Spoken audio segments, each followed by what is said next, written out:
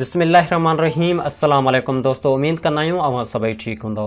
दोस्तों असीं पंहिंजे पंक्चुएशन जो कोर्स जेको स्टार्ट कयो हो इन्ही खे वधाईंदे अॼु असांजी क्लास नंबर 5 आहे, जंहिंमें असीं एक्सक्लेमेशन मार्क जे मुतलिक़ सिखंदासीं। मतिलबु त अजबी निशानी जेका आहे उन्ही जे मुतलिक़ सिखंदासीं, इनशाअल्लाह डिटेल में सिखंदासीं।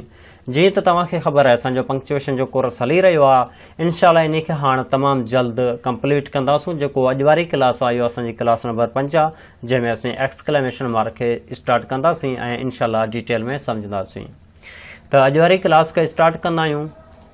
सभिनी खां पहिरीं जेको आहे सो ॻाल्हि इहो ई थींदी, सुवालु इहो ई थींदो त एक्सक्लेमेशन मार्क छा आहे ऐं इहो छो इस्तेमालु कबी आहे, कहिड़नि सेंटेंसनि में इस्तेमालु कबी आहे, छा जे लाइ इस्तेमालु कबी आहे, छो इस्तेमालु कंदा आहियूं, इन जी छा वजह आहे। हाणे असां इन ते डिटेल में ॻाल्हि कंदासीं, लेकिन इन खां पहिरीं आउं हिकु नंढी डेफिनेशन तव्हांखे ॾेखारां ऐं इन खां पोइ असां इन मौज़ू ते तव्हांखे डिटेल में ॿुधायूं था त एक्सक्लेमेशन मार्क छा आहे ऐं इन खे असीं छो इस्तेमालु कंदा आहियूं, छा जी ज़रूरत पवंदी आहे इन खे इस्तेमालु करण जी।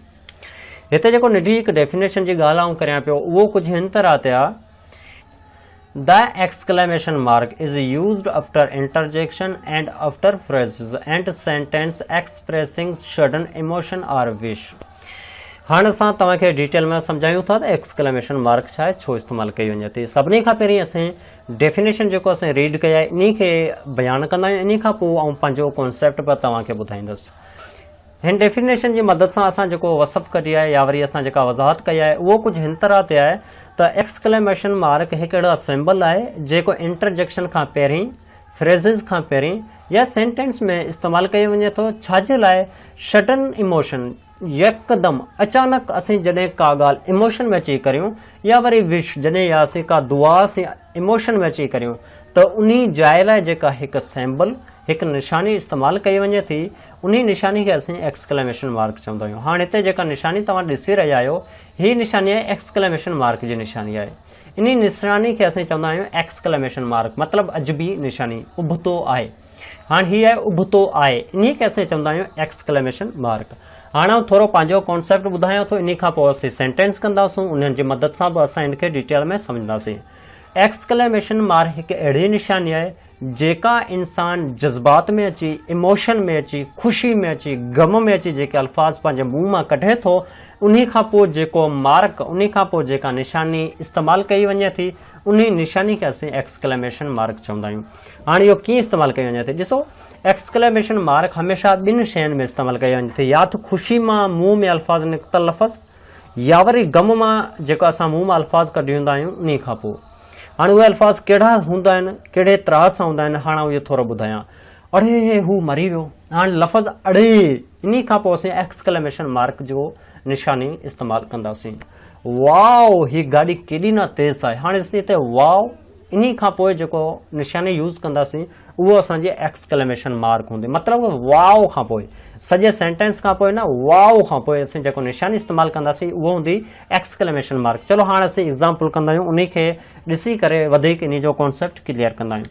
हाणे असीं कुझु एग्ज़ाम्पल कंदा आहियूं। नंबर 1 त असांजो एग्ज़ाम्पल आहे ओ गॉड ब्लेस मी, ए अल्लाह दुआ करे। हिते असीं ॻाल्हि विश जी करे रहिया आहियूं। हिन ॾिसो ओ गॉड, इन खां पोइ असीं हिकु निशानी इस्तेमालु कई आहे, उबतो आहे। हाणे इन खे असीं चवंदा आहियूं एक्सक्लेमेशन मार्क। हाणे ओ गॉड हिकु अहिड़ो अल्फाज़ आहे जेको असां दुआ लाइ पंहिंजे मुंहं मां कढियो आहे, इन लाइ असांखे ख़बर पइजी वई त ओ गॉड खां पोइ असीं एक्सक्लेमेशन मार्क जो इस्तेमालु कयोसीं। हाणे ॿियो सेंटेंस असांजा आहे hurray we won the match, अड़े वाह असीं मैच खटे वियासीं। हाणे हुर्रे खां पोइ जेको निशानी इस्तेमालु कई वई आहे इन खे असीं चवंदा आहियूं एक्सक्लेमेशन मार्क।